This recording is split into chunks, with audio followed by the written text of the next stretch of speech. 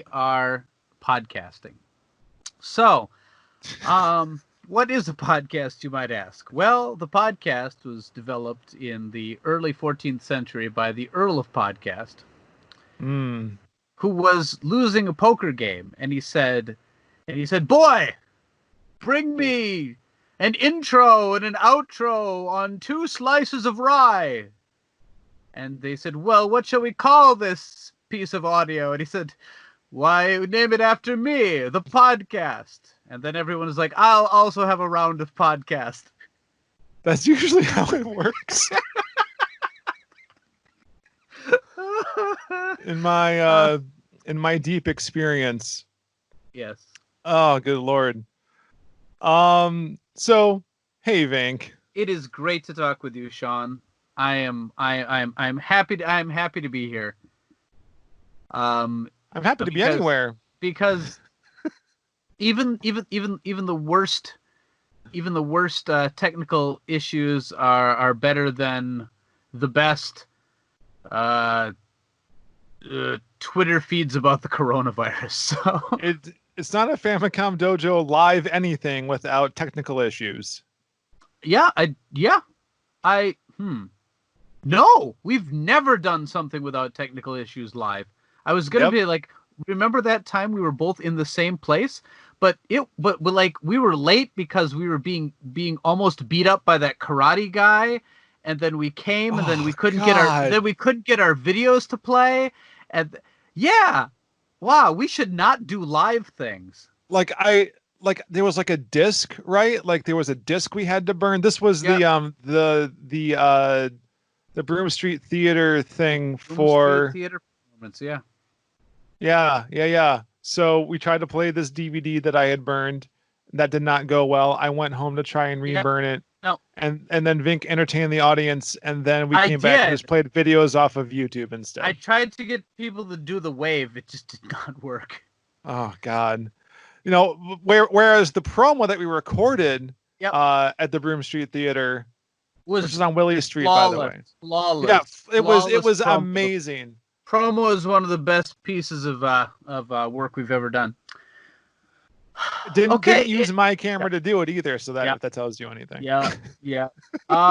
So I've been recording videos nonstop for about 3 weeks now, because my company is moving towards Zooming and video making and blah blah blah. I was dressed up as a cat earlier today.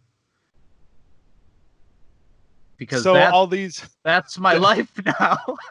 So this decade and a half of experience doing YouTube has made you like this suddenly amazing asset. It's like, Kevin, we didn't know you had these skills. We should give you a raise, right? You have a lot of skills. We shall postpone your firing. Yeah, Japan's a little different, I guess. Yeah. Anyway, welcome. And today's topic is death of retail.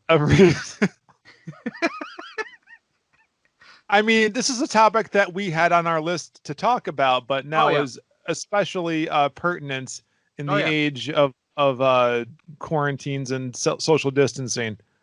Yep. Although I gotta say that we're gonna have 2 different takes on this, because whereas in the United States it looks like one of the biggest game retailer, I think, in the world, other than Walmart. Maybe Walmart sells more games. GameStop is possibly on its last legs. Whereas in the United States, Animal Crossing is whereas in Japan, Animal Crossing is looking to become the best-selling physical release of all time. Wow. We handle quarantine differently here. I mean, Japan feels like a nation full of me. So this doesn't surprise me. Yeah. But like, people are like, have to stay home? Should probably buy Animal Crossing, which is what I plan to do tomorrow. Awesome. That's my goal, but like, it's sold out all over the place here. It's crazy. Yeah, so are Switches themselves. So I guess the people who are buying this game are the existing user base. So that's even more impressive. It is so crazy because it went away for years, but like they're back to having lotteries to win the chance not to win a Switch, to win the chance to be able to purchase a Switch. Oh boy, that's like when it first came out, right? Yep, yeah, and then it ran for a few months when it first came out, but then there was enough. But Animal Crossing has so retail in Japan, it's doing okay. It's doing okay, but you know what? That's not entirely true because when I first moved to my town, there were 9 different stores I could buy video games at, and now there's 4. So there's still a heavy retail presence, but it's really kind of consolidated. The little shops have kind of gone away. Other than Famicom Dojo, that keeps ticking. I hope. Right. I haven't been there in a long time. Oh boy. I'm scared to. Like Hero's mom is in her 90s, and I don't know what I might bring into that shop. It's open as far as I can tell, but I haven't been there for months. Yeah. Yeah. Which is bad because they probably could use the business. So. Right. Yeah. What are you supposed to do? And that's our topic right here, because are video game stores an antiquated relic that's on its way out, or do they still have some value? The answer is no. All right. Thank you for joining us today. Okay. Yeah, that was a good podcast. Let's move on to let me add a little wrinkle to this. So as much as I love limited run games, I don't love their prices. Really? They're not that bad. Shipping's there a bit was high. Yeah, but there was what was the last thing I bought that you recommended? Real Mist.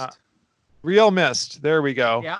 So, that I got that, but like the rest of the Mist series, as we discussed a couple podcasts ago, is on Good Old Games for not very much money. Yeah. And basically any game that limited run does is available on the eShop already. Yeah, so, every single one. Yeah. Yeah. So I went and looked at some of the prices, and I'm like, oh, this is great. So whereas I'm tempted on one hand to absolutely do that, I remember certain things like, well, digital services won't exist forever. And with the news that some Wii U and 3DS online services are being shut down, granted in countries where basically no one's using them. Soft shut down, which means they're not telling anybody, but someone got wind of it anyway. Yeah. Basically. It's just a matter of time, because it was about a year ago now that the Wii online services totally shut down, and a year before that where it was like download. You couldn't buy points anymore. Only. Yeah. Right. So I can't wait to do that video about all the top 10 or the top 5 WiiWare titles that you can't play anymore. But I haven't played them yet.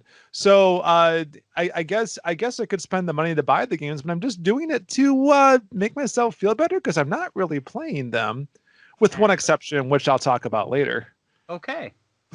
I mean, I love limited run games, and their prices are reasonable for, they're not charging $60 in most cases for a game, but yeah, it's definitely more than the game would cost. And what I hate is almost without question, every single time I buy one of the limited run things, before I actually receive it in the mail, it's already on sale in the eShop. God.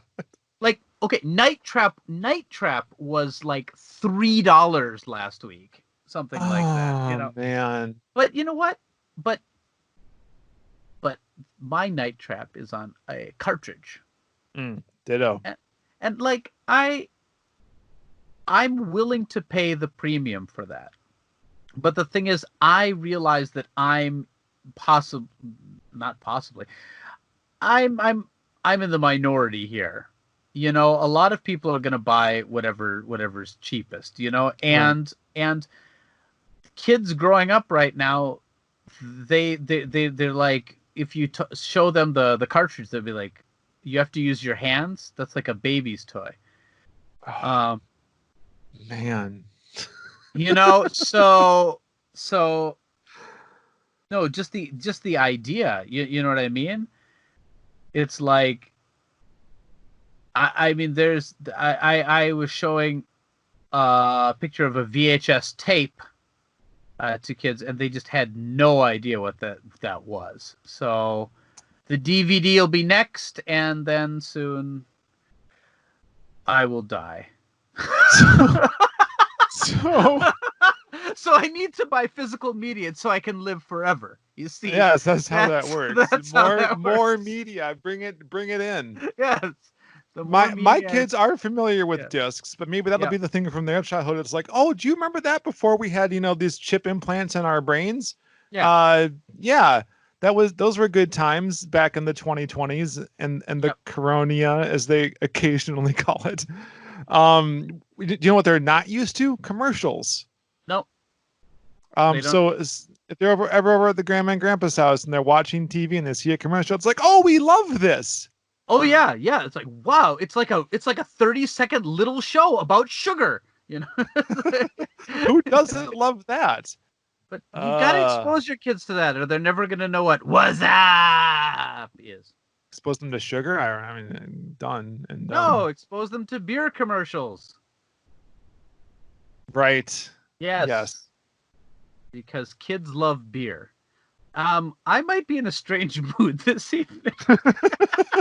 I just realized that this is not tonally consistent with what the Famicom Dojo podcast usually consists of.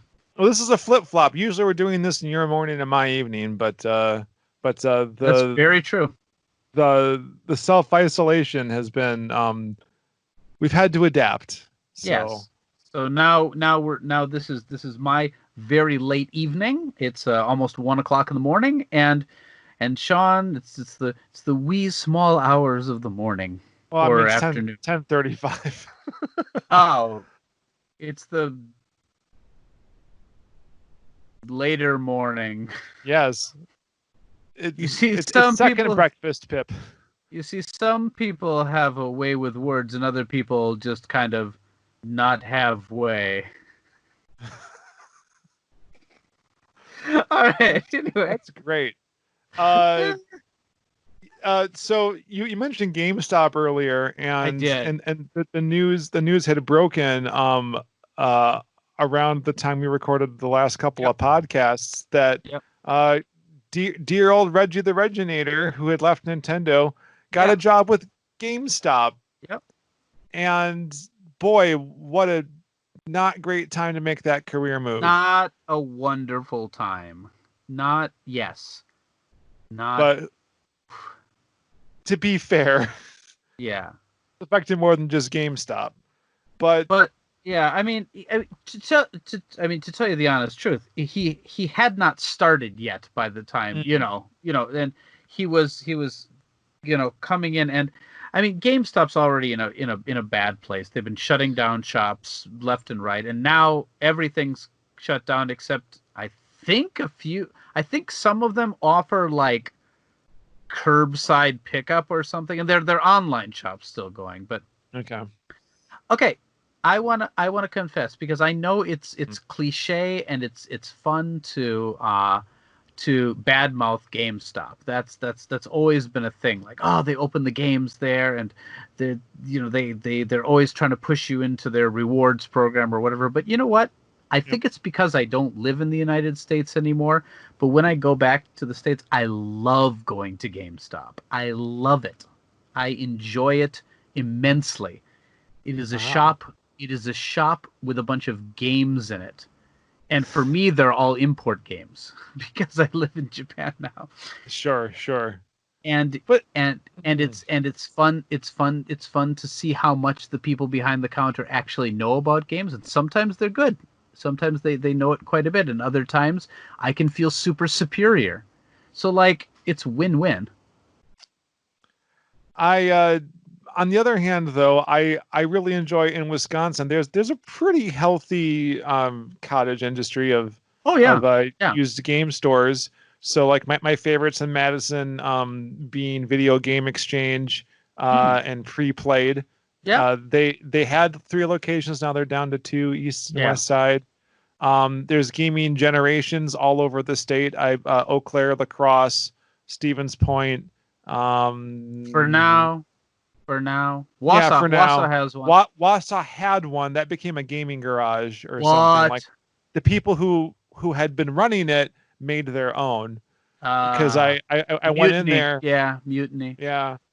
So I did get from them, and I'm going to call them out for this, or shout out for this, not call them out. Shout out for this. I was when I was trying to build my own converter so I could get the zapper to work on an NES for that video. Sorry, not the zapper, the Famicom light gun on an NES. Yeah. So I could play Super Russian Roulette with an actual Colt 45 or whatever that's supposed to be. Colt Army Action, whatever. Realistic looking gun. They did let me use. They just gave me a broken controller, so I could just use the cable to scavenge it. Yeah.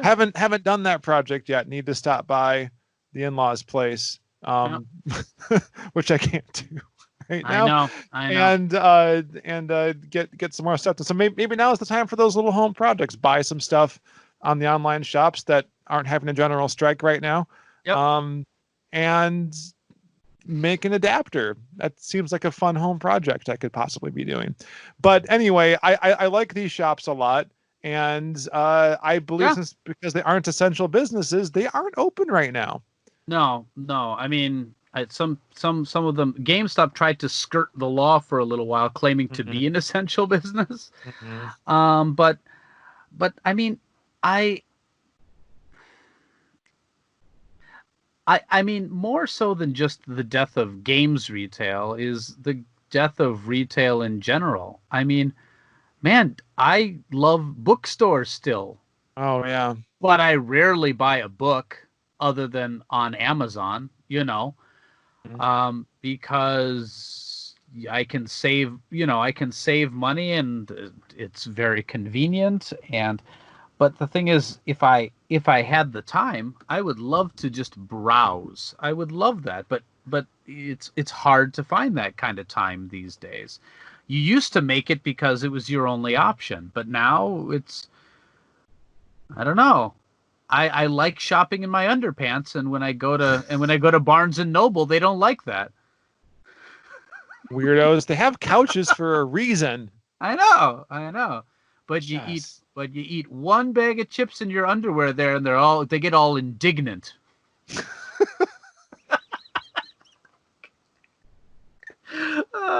This is a weird vibe today. Well, I mean, it is strange that I do feel a little entombed by all my stuff.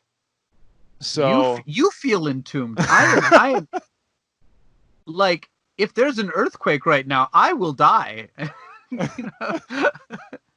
But what a way to go! I'll make the papers. Oh yeah. I mean, good thing all those laser discs are on the bottom, right? No, yeah, they're on the bottom. No, I'll be crushed by a variety of smaller things. Man dies under stack of Muero Pro Yakyu. Yeah. Oh, God.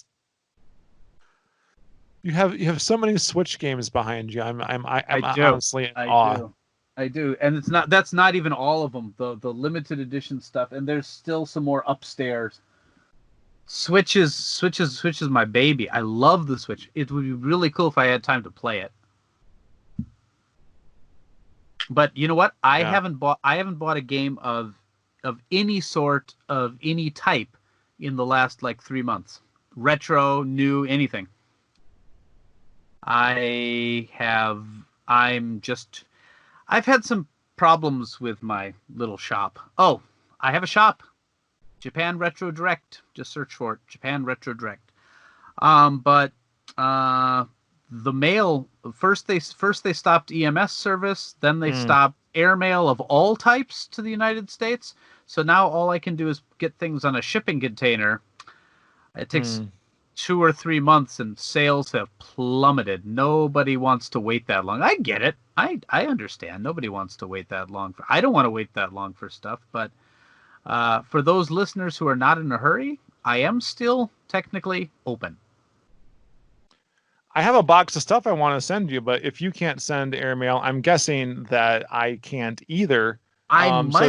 I might be able to receive it. I don't know. I'd have to look into that. Yeah. I was gonna call the post office and get that figured out, because I haven't gone in since this whole thing started, and people need shirts delivered. They need their DVDs and stuff from the Patreon, and I've mentioned on Discord that that's a little bit on hold for the moment, but we're still gonna do that. But I meant to give you a box of cool things as a result of our awesome supporters supporting us so awesomely, and that will make your streams better. But then I don't know, based on a recent experience, maybe you don't really need it.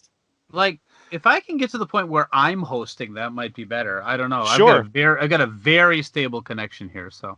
Sure. Anyway, so I think when I think the death of retail, and it would be, a harbinger, of course, of the death of physical in general. And I think, right. I think that leads to, and we've talked about this at length, but the death of ownership. You know, and that's one of the reasons I want retail to continue to succeed, because if retail continues, then physical continues, and then, I mean, retail will always have to exist in some sort of way, and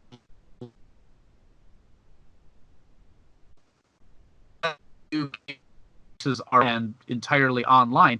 Someone's still going to have to sell consoles and controllers, Right, exactly. But this is the same reason that people have been saying that Nintendo should become a software company, because we don't need their hardware. And I'm sure we're going to hear this forever until Nintendo does go under. But as it stands, they have, if not now, at least intermittently been Japan's most valuable company, like even more than Sony. No. Just go on any website. They are doomed. Doomed. They've been doomed since 1893 or whatever year they started. Doomed. So this does remind me, though, when the PS4 and the Xbox One launched, that they had tried this, Microsoft especially, that they were going to use physical media as a delivery system to get software installed in your hard drive, and to an extent, both these systems still do that, where you're required to install things. But definitely. They weren't going to let you use the disc again. Anywhere. And there was such a backlash to that we, instead of calling it the Xbox One, some of us might have called it the Xbox 180, because they did a total about face on that. I might have a video that's 7 years old now. That 7? No. No. 2013, man. Nope. Refuse to believe that. That means that person who made that video was like 32, 33 years old, and I don't even know anybody that young. Yeah, 32. Oh my god. Yeah. Baby. Whoa, my god. How long have we been doing this? A while. Don't do the math. No. Not gonna do that. I mean, speaking of Nintendo and physical, my wife and I have been playing Koi Koi, because I'm not going to wait for Clubhouse Games to come out on June 5th, but I'm going to buy it. Yep. Hopefully I can get a physical release. Yeah, I mean, I'm sure you can, but like you might have to go through Amazon or Walmart. Right. Walmart's going to stay open. They're considered essential. I don't know how it is in the United States right now. Can you buy things other than food right now? Yeah, I mean, we to get like certain necessary supplies, we could still go to places like Target. Shopko, shut down a while ago. They probably wouldn't have survived this if they hadn't already gone bankrupt. Death of retail. Right. So interesting thing, right? Like due to all this shutdown stuff, I'm still gainfully employed. But I'm not spending as much money because I'm not taking the bus. I'm not going out to eat. There are a lot of things I'm not spending money on. So I have this money now, and not like tons, but just enough in a month that it's like, well, I feel like I should spend it to help businesses that are struggling. So we made sure to like get a fish fry for takeout. Good. Last Friday, for instance. Oh, and man, I miss the Wisconsin fish fries. Right? Oh, so bad. So good. So good. I want to keep doing stuff like this because it's like I have the money. It's budgeted for these purposes, and there are places that really need us to spend the money right now. So I am doing that. But it's hard, right? Like, because I can't. If I had a gym membership, I probably wouldn't cancel it right now. Yeah. If I what other things, like if there's just certain things that I can't do necessarily, I'm not like pulling back, and I feel like if there was something I could do to help physical games retail, I would totally do it. But all I can do is buy limited run games stuff. It seems. Yeah, and they're not shipping right now. They're right. You're placing your order, but they're not shipping right now, which is understandable. And absolutely, so it's controversial. Some people say they should stop taking pre-orders right now, but if they do, they got to let go all their staff. So it's a kind of bad situation. I don't know. But yeah, we've been doing what we can here. There's restaurants that can no longer have people come in because a lot of Japanese restaurants are tiny. You can't possibly do social distancing. Right. And they don't have the infrastructure here to do the takeout because it's not cultural to do the takeout at most places. There's fast food places that do takeout, but most places don't. But there's a restaurant right near us that they're selling like the sauces that they make. And so you can take it and put it on your pasta or your whatever you're having at home, and it's definitely not as good as the restaurant experience, but we're trying to help our neighbors stay afloat, My wife's shop has gone online only, and it's with mixed results. Yeah. So yeah, there's not a lot of game budget left at this point. But well, look at all those games you have. What? No, I've beat all those. Clearly, I have not beat any of them. But that's the thing. Like, but as I said, I'm probably going to buy the Animal Crossing tomorrow, and we're going to try to buy it from one of the non-chain stores. So. Just to help out, because I mean, it'd be so easy for me to go on Amazon, save some money, order it with a click, it'll be here by tomorrow. But I really want to try to support some of these places so that they exist when this whole thing is over. Right. I mean, I'm just hoping I still exist when this whole thing's over. So there's... Oh my goodness, yeah. I do not like reading your Facebook lately because it's just a new thing to worry about every day. It's like, I mean, there's some good news in there, but yeah. I don't know. I think that there's light at the end of this tunnel. Sure. And I definitely think that we will all be transformed at the end of it. Well, that's your dream, right? No, wait. Your dream is Transformers. Yes, very close. I haven't gotten a new one of those lately. I'm just really hoping that the light at the end of this tunnel is not the headlight of an oncoming train. So Right. But you know what? On happier notes, like I don't think I think we've got at least another generation of games retail. I really do. You know, right now the Switch is the hot thing. Still over half of its games are being sold physically. It would be insane to cut that off entirely. You know, and it's already been confirmed that the PlayStation 4 and the next box will have drives in at least some of the models. So Yep. I'd say we've got another generation of it, but beyond there, it really just depends on how much these streaming services, these things like Game Pass, all of these things take off. Because if they're really successful, yeah, that's it. Do you think, I mean, I wonder if all the big players do go retail only. I'm sorry, retail only. we've decided. Wow, what an about face! Yeah, we've decided to cut piracy by putting games back on mask ROMs. What's a 180 of a 180? Let me think about that for a second. Yeah, exactly. What's that number? Okay. But anyway, but if they do go digital only, I feel like someone's going to fill the gap for a console that still takes physical cartridges. I mean, we've got the Evercade right now. That just came out recently, which is retro games, but still,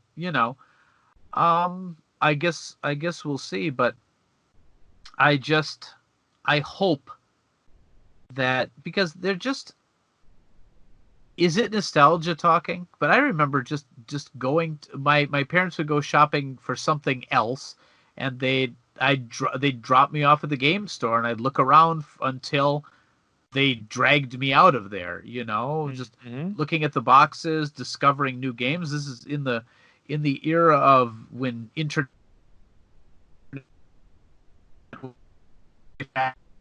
that's how you discovered new games. That and Game Pro magazine. Actually, I was a fan of Video and Computer Entertainment magazine.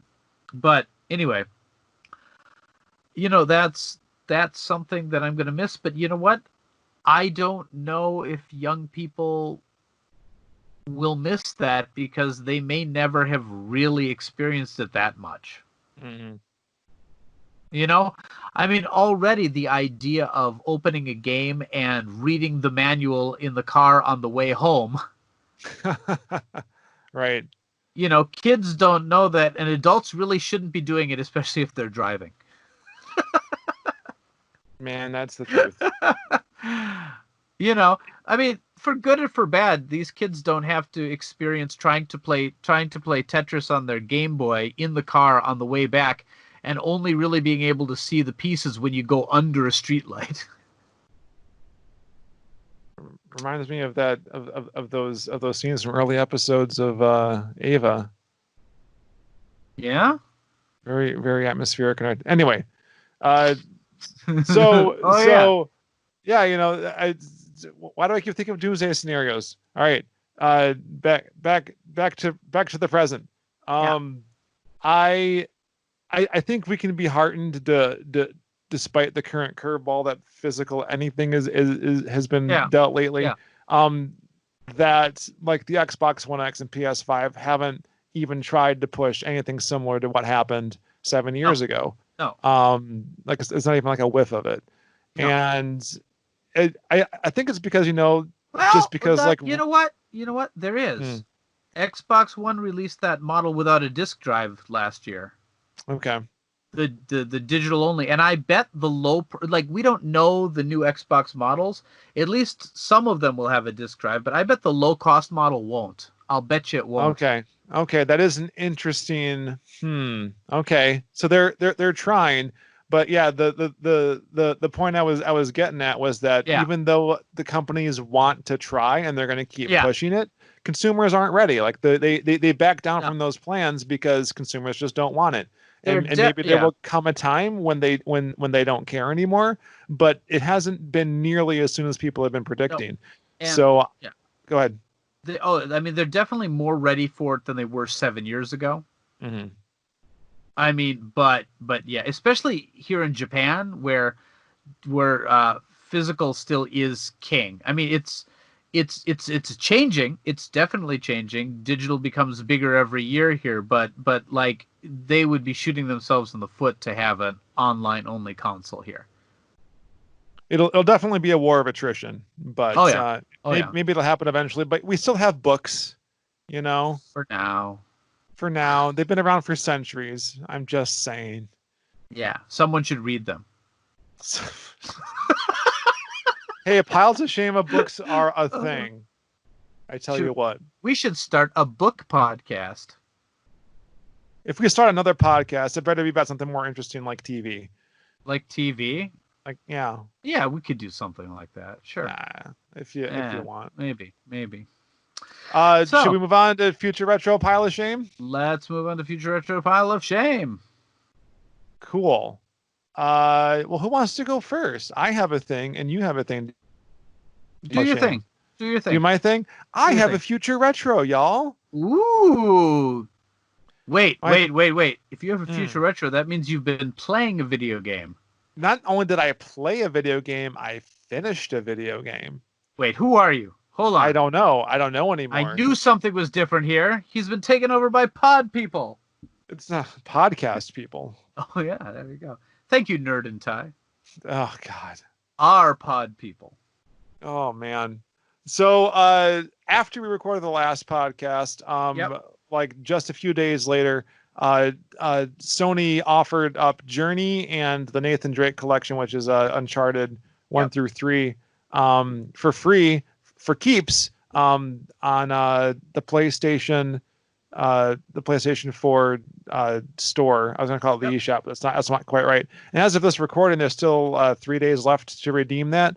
I did a quick video about it and actually downloaded and played Journey on a pre-recorded stream. That worked much better than what we had just tried. And maybe we'll do more of that if that's the best way that it works. But it was an amazing experience. I didn't get to do a lot on the video I recorded, but I kept playing afterwards and took some more clips. And have you played Journey? Yes, I have. I played it while my daughter was watching, and she was just in awe the whole time. So I guess it goes without saying then that my Future Retro is Journey, even though it's a PS3 game from the past, and this is just a remastered version of it. But I never had a PS3, so this is my first time. Oh yeah, you didn't. You were an Xbox boy. Mm-hmm. Xbox 360 and all those unopened games and unfinished games I have to worry about. But weirdly, spending money on a game doesn't make me want to play it more, and apparently getting something for free is, I don't know, I guess years of curiosity and wanting to play it, and it was an incredible experience. I like games that are minimalist to begin with, and this really fits the bill. There's a very interesting way that it tells its story without literally any text whatsoever. Like you get like the Journey title screen, but after that there's nothing. The only text, quote unquote, is your personal icon that floats above your head when you use your powers, and apparently other people. I didn't know that there was co-op in this, and it's something that just naturally happens. And was this part of the original game? Yes, it was. Oh my gosh. And it's not co-op in. You might have to explain that a little bit. Sure. It's not. Yeah. It's just another person on that journey with you. Yeah. And that was the thing that I think enamored me the most about the game. Yeah. Like it was kind of sad being all by your lonesome, but I'm assuming this game is still playable that way, without the online features. Well, but maybe Journey is the friend we met along the way. Oh God. I wasn't sure what was happening at first. At first, I thought that there was like an NPC or something, or it was like another version of me from like a different playthrough or whatever. But you can't there's like no chat, you can't communicate, there's no text.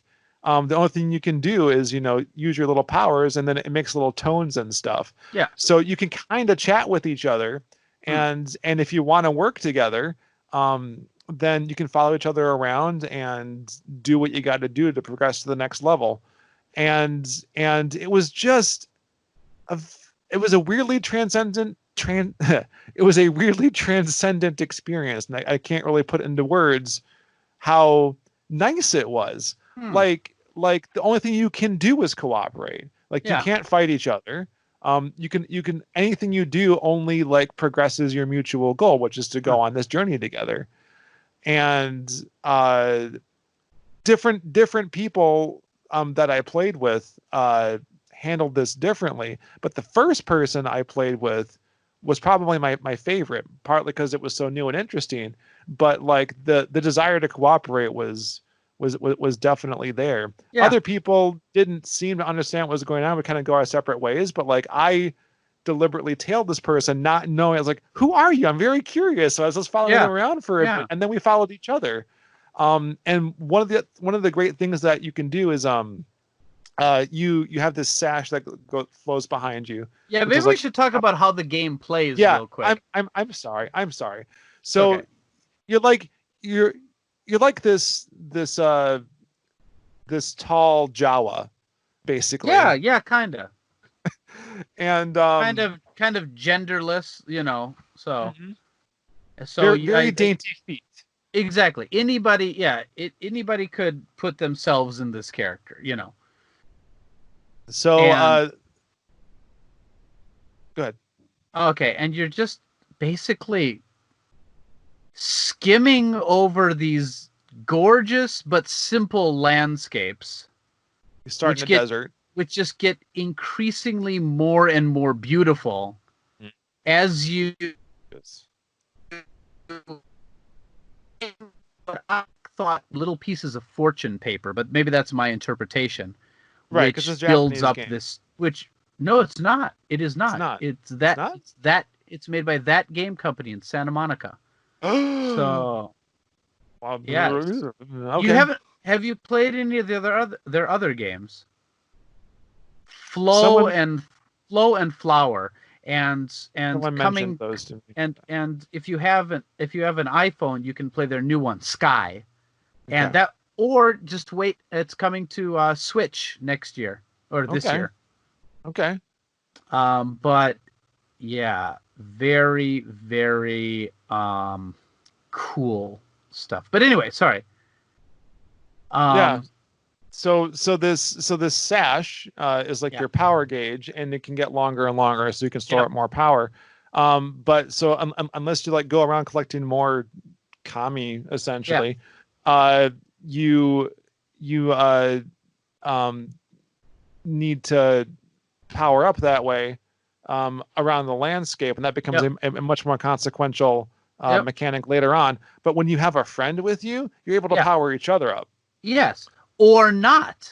That's not. The thing. You can either help each other. You can't really hinder each other to any by any means, but like you can just go off and do your own thing, or you can collaborate non-verbally. It's a very interesting concept.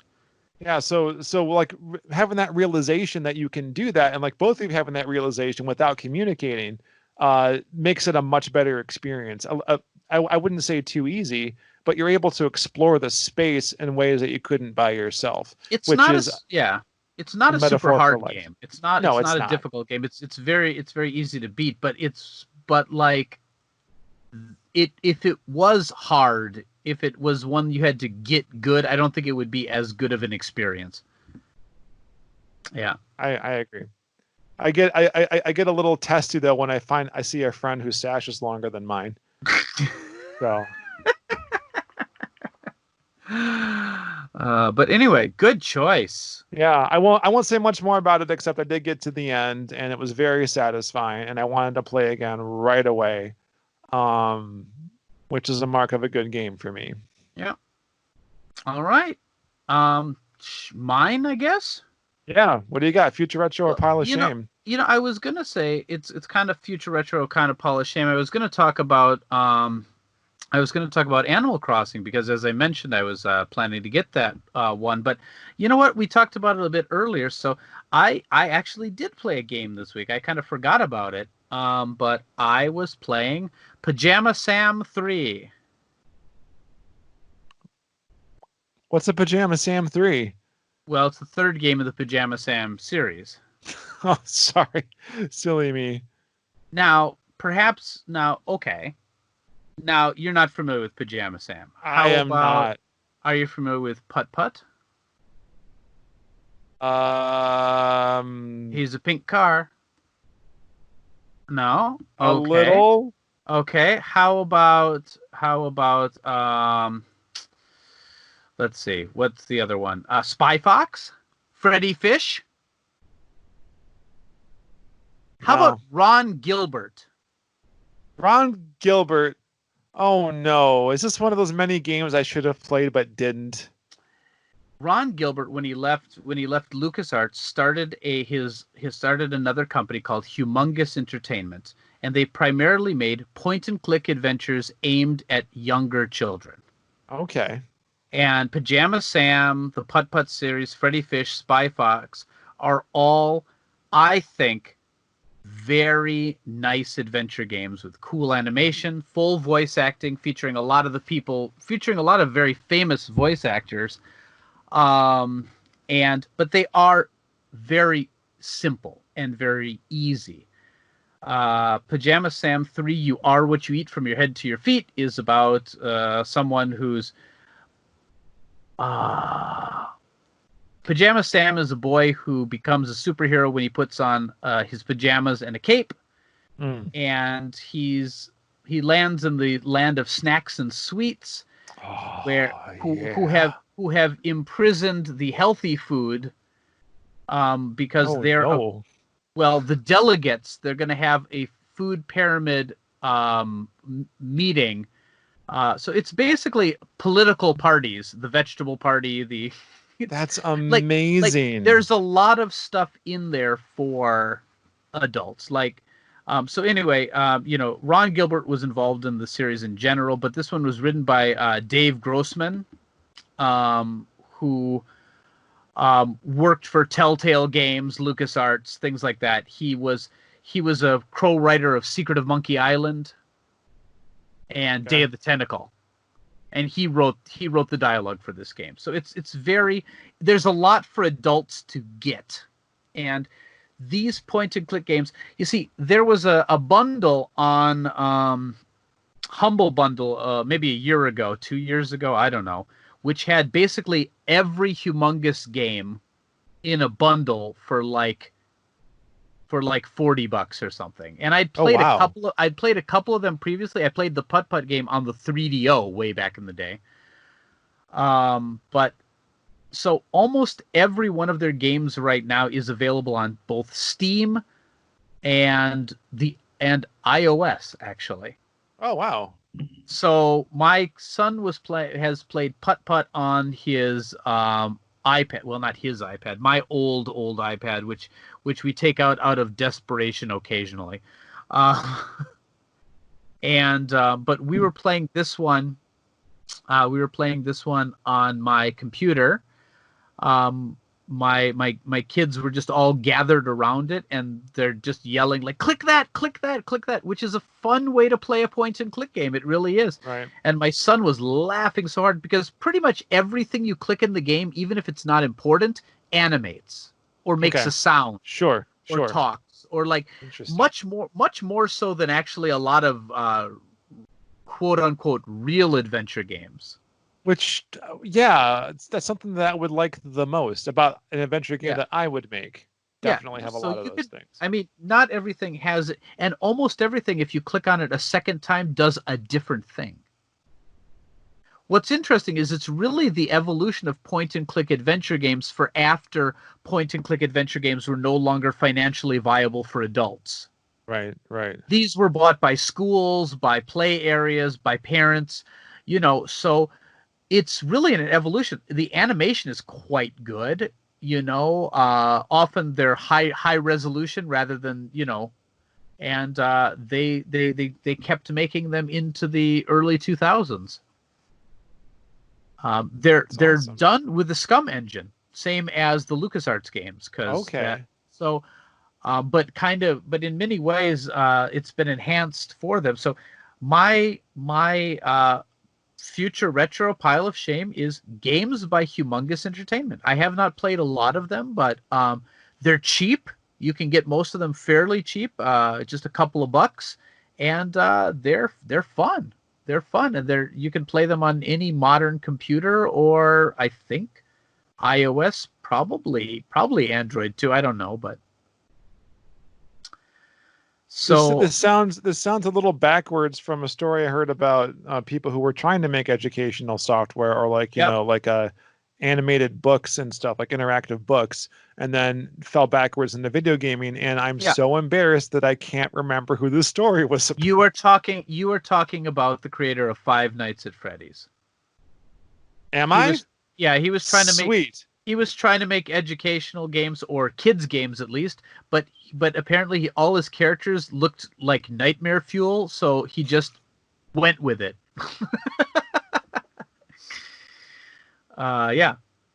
So, but that happens. But anyway, I think that's really interesting. A lot of the early games in the series were actually written by Ron Gilbert or people who worked at LucasArts, because when they stopped making point-and-click games, a lot of those people joined Humongous Entertainment, which no longer exists. It only exists as a holding company now, but they produced like 30-some games.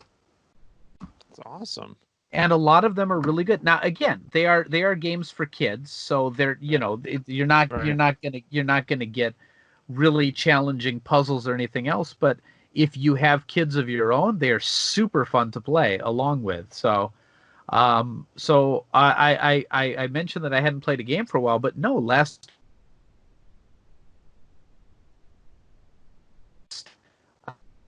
play with your kids. So interestingly, like right now that the schools are closed down, there's a lot of game like stuff that they're doing already, and a lot of websites that they go to, so they're getting a lot more time in front of like a computer or like gaming stuff than they normally get. So we've actually not been giving them that video based recreation time as a result. I can imagine that. Do you know what my kids got for the lockdown? They got these giant packet of Xeroxed homework. Oh, that's it. Boy. And no instruction of how to do it either. So basically, my wife has to go through and check all of it, and since the homework is of things they haven't actually learned, also to teach them. Japan is still the land of the fax machine. So. I guess, you were saying last time too. Now, like, my kids have like 5 or 6 different websites that they can visit to do various different kinds of activities. Like interactive reading, art programs. Like there's a superior version of Microsoft Paint that they more or less get to use. Can I access that somehow? I don't know. How do you make a Seesaw account if you're not a student? I'm not sure. I don't know. I mean, I'm willing to pay for it, but like, I don't feel my kids are getting really any education right now. Like, I've been buying some books from the United States to teach, because I can't teach them. I can't read them their Japanese textbooks. I don't. And so I'm trying to teach them things there, but they're just missing out on education right now. They're just missing out. So it's a bummer, man. It is. Yeah, it is. It's a very interesting pivot, and they were able to do it pretty quickly. Like they were already using these tools as supplementals, and now it's like the primary thrust of their education. Yeah. So, I would like to expose them to this stuff. If it fits. Yeah. But anyway, so you know what? That's ending it on kind of a high note. Yeah. I think it's rare that both of us have played something that we recommend. Right. I'm telling you, I've got the itch to play Journey again. I'm gonna fire up the PlayStation 3 tomorrow because it's Golden Week now. Yeah. So I got a week with the kids, and there's nothing violent in that game. I can play it on the TV, and absolutely. I think even the young kids would be interested to watch it. So yeah, and they can be like, Dad, go there, do that, do the thing. Exactly. What happens? Exactly. Yeah, and I think that's great. That's the best part of gaming right there. So I think do you have a PS4? No, I don't. Okay. I have a PS3, okay. And I've got Journey for it. So I wonder if the online still works with that then. I would imagine so. They haven't shut it down. Well, maybe. I mean, they haven't shut down the online store, but man, I don't know if online gaming's still. Right. I don't know. So interesting thing, right? I didn't have to have a PS Plus account to do the online portion of this. That's interesting. Very interesting. You know what? I didn't even think about that. Maybe I should buy a PS4 tomorrow. If you can play Journey. Yeah. Yeah. You got 3 days to get this game for free. Oh no, I've already got it because I've got a PSN account, so I just did it on the computer. So, then you and I could possibly. Well, I guess you get randomly matched up, but still, there's a possibility. I'm just saying. Sean, I'm not going to mince words here. I always just imagine it's you, no matter who it is. Okay. I always imagine it's you. This takes a weird turn when I do it at night. We should do it in the morning when I'm sleepy and not so weird. Phrasing. All right, should we do a little bit of Denshi mail? I posed some I asked some questions from our Discord. Yeah? Oh, okay. Yeah, let's do it quick. Yeah. All right. While you're bringing that up, I'll read the first one from Not a Bear. Okay. Who has a picture of a bear. You know what? You know what? I don't believe him. Yeah, I don't. I'm not sure. Actually, you know what? I do believe him. You are not a bear, sir, or madam. What is the minimum play time you want from a new release game? 4 hours. That seems good. You know what? Maybe 10 hours is like my maximum play time too. Like if things start taking longer than that, I'm not going to get through it. I tried to fire up Mass Effect Andromeda. I spent an hour just like bumming around the Nexus and talking to people and trying to solve a murder, and I didn't really care for it. Like I am my answer back when I was 30 would be I think a game that's charging $60 should provide at least 20 hours of entertainment. You know, sure. I consider it $3 an hour. You know what I mean? So if I'm paying only $10 for a game and it's a couple hours, that's fine. But now I'm much more about the quality of the experience than how long it is. I don't have time for padding. You know what I mean? Yep. If the story is super engrossing through the whole thing, yeah, that's fine. Give me a long game. But if it's just long for the sake of being long, of here's an open world, now go over there and fetch me jar, get ye flask. Yeah, no. Then I just don't have time for that kind of stuff. So, yeah. So what about you? What about you? Sorry, I was reading the next question. So Journey, I think, was right about the right length. I might have put 5 hours into it. I didn't actually keep track, but I finished after a few sessions. Yep. And I was okay with that. One of the most enjoyable games I've played in recently is Oxen-Free. It takes about 3 hours to beat it, but you'll instantly want to play it again for another 3 hours. And I didn't play a third time through, but I definitely got my money's worth out of that. Whereas I've got Dragon Quest 11 right now, and I bet it's wonderful. But when they say it takes over 100 hours, I don't even want to start it. I did play through Oxen-Free 3 times in a row back to back. I started a fourth and then kind of petered out. Yeah. And I need to finish Night in the Woods. Yep. I believe that would be Old Man's Journey. Like if these are the kinds of games I like, Old Man's Journey, I probably want to. Oh, that one only takes you can beat that in 2 hours. Okay. Yeah, Monument Valley is a good size too. I haven't finished Monument Valley 2 yet though. I just got Monument Valley 2. I haven't played it yet, but okay. I'm looking forward to it. It's interesting. It was free a few days ago. Oh my gosh, of course it was. Yep. Is it still free? I'm gonna look that up. It's so free. Yeah. Do you want to read the next question? All right. The next question is from our good friend Illustrations. Go and read everything by Illustrations. His website. Just search for apricot cookies and go to the first one that's not a cookie. That's the best way to do it. It's a web comic about magical girls, and it's wonderful. And he writes, "What software do you recommend for streaming to YouTube?" Never mind. Illustrations is a jerk. Don't go to his site. Don't go to his recommend... wonderful site. I was using Streamlabs OBS in YouTube.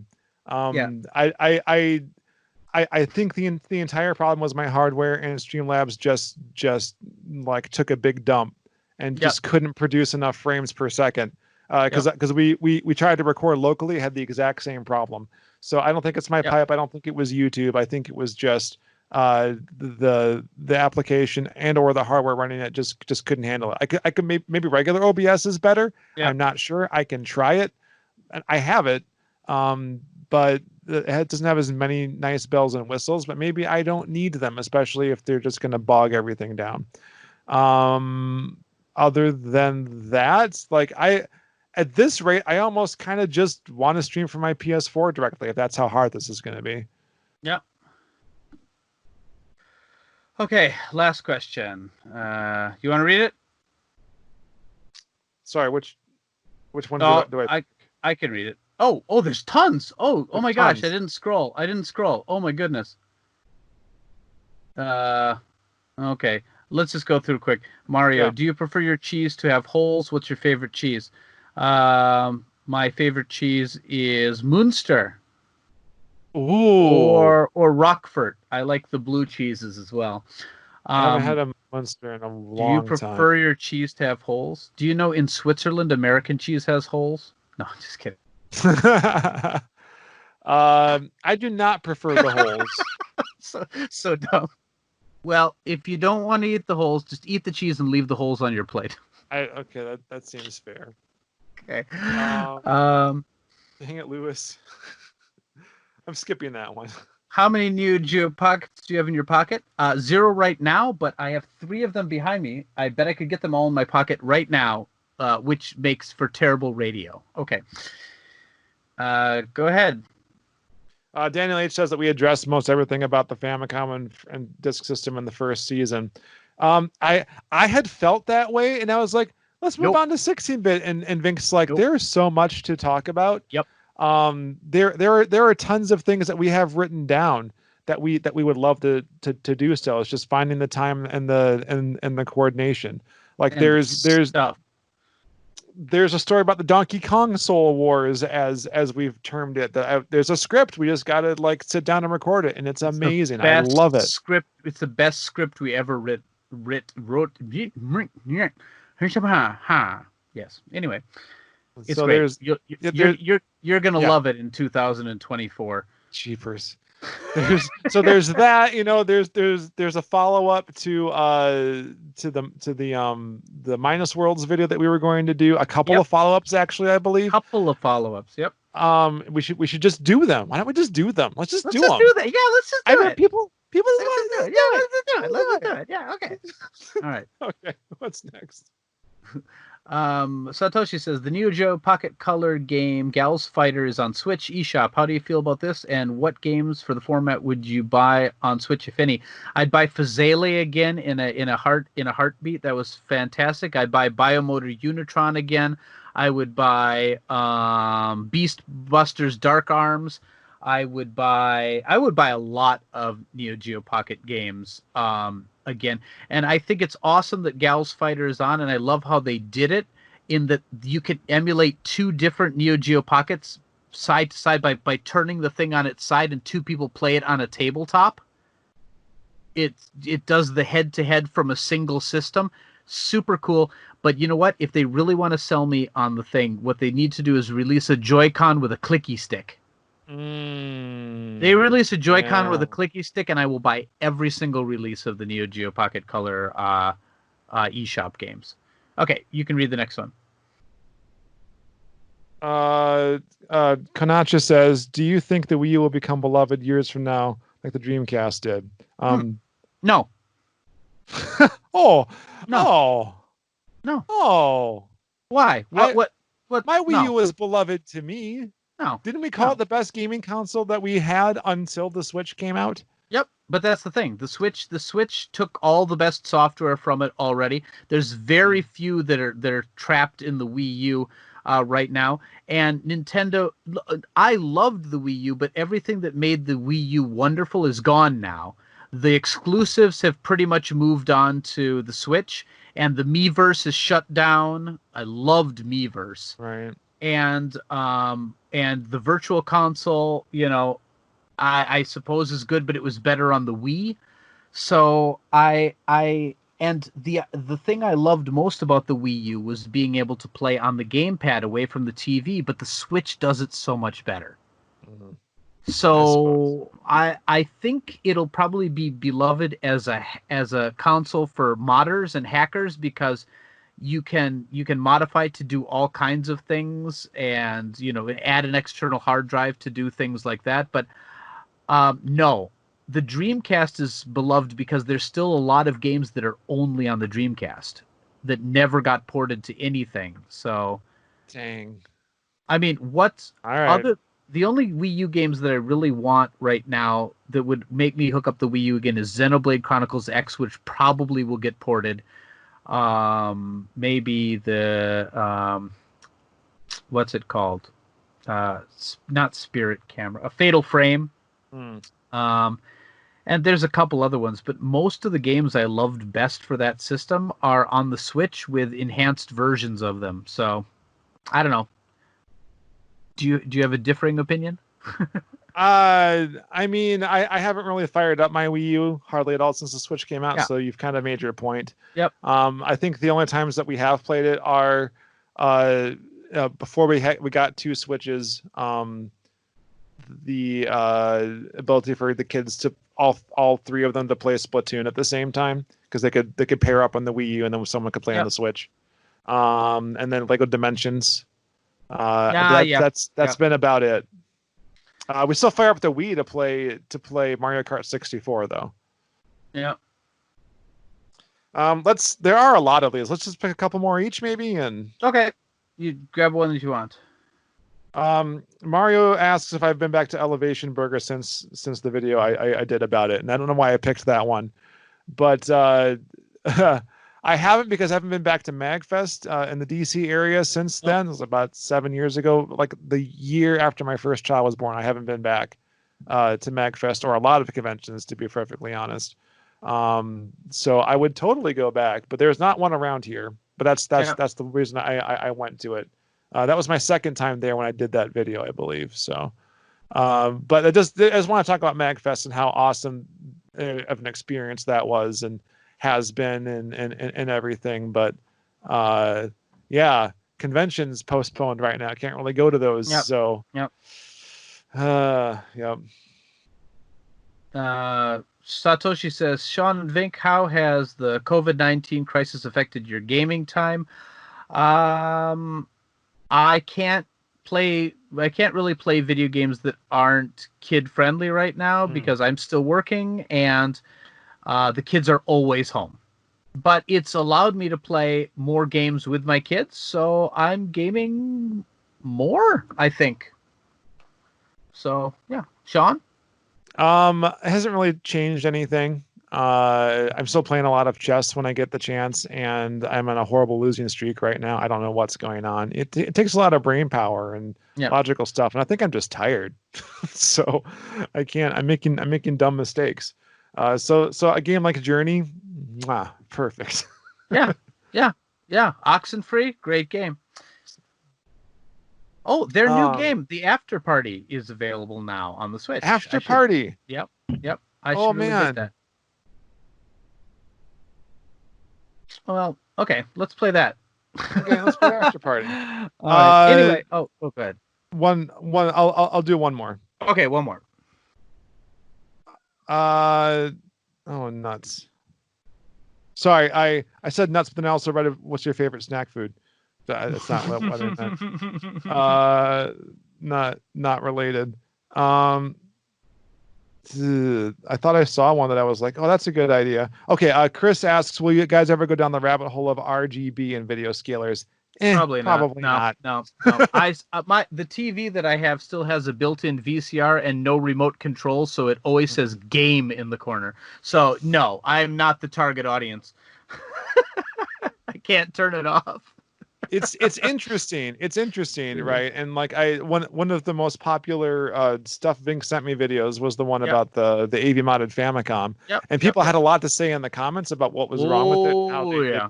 So this is like way outside of my wheelhouse and honestly my interest zone. I mean, if someone sends me a Frame Master or Frame Meister or whatever I'd love to, but like it's not. I'm more interested in collecting software than I am in hardware. Yep. Okay, that's probably enough for today. Or do you want to do one more? I was gonna ask if you wanted to do one more, but if you don't, we can end it there. Let's wait. Lewis Stations has asked, what do you love most about your co-host?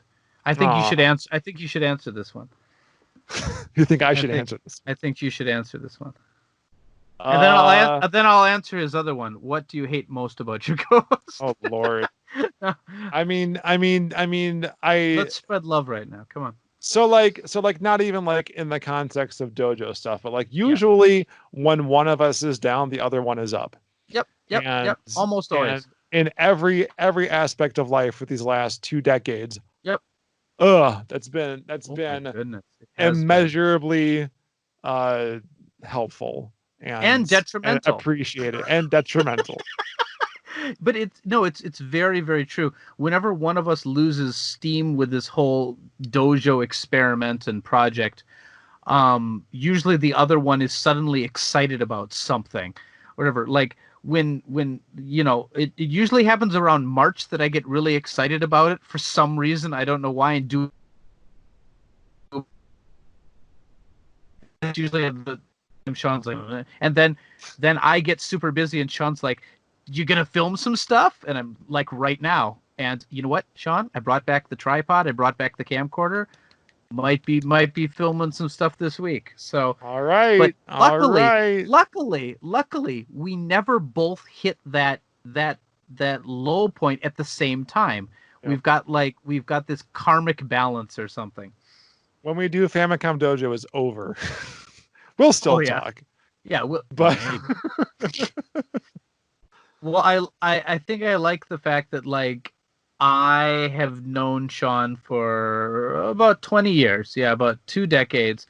And I feel like about 20 years ago we started a conversation and we just haven't finished it yet.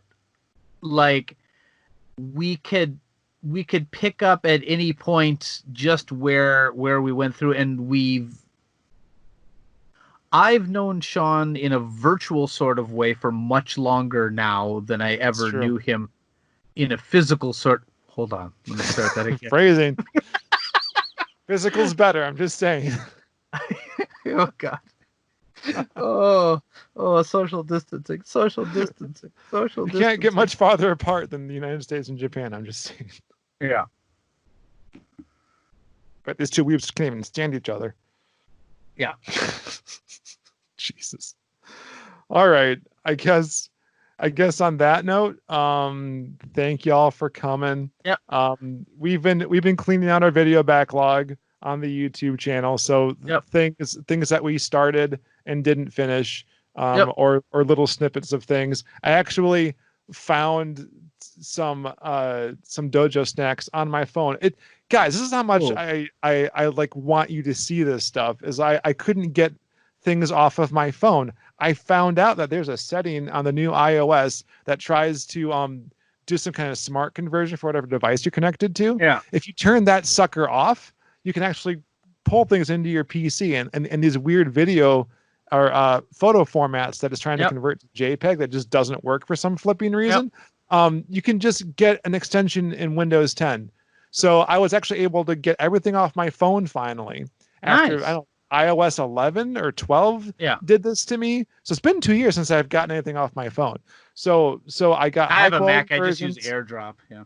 I know, because you have a Mac. Yeah, my wife has a Mac too, but I got to get that coordinated. I don't want to deal with it. Yeah. So I got that handled. One of them went up. I got another one coming up. It's weird. Like it's like a video pile of shame that's also about a box of shame. Nice. Very, very meta. But there's some other things that we filmed that are in a done-ish state that I'm also going to start poking out. And we'll do that for as long as I have things. And Vinck's working. Going to be working behind the camera, it seems, and in front of the camera to get some new stuff, and I want to too. So yeah, that Famicom stuff. Let's just do it. Let's do it. Yeah. Okay. Do you have anything else you wanted to say? No, I'm done. I'm super sign done. off. You're so done. Okay. Well, thank you all for joining us in this quarantine edition of Famicom Dojo. Until next time, the dojo is better taped. Always better taped. Famicom Dojo. That was actually a pretty darn good podcast, actually. Oh, good. Glad you think so. I thought so too.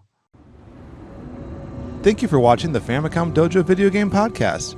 To watch or hear more, please click on the link on your screen or in the description. And don't forget to subscribe to the Famicom Dojo YouTube channel and click on the bell so you don't miss an update.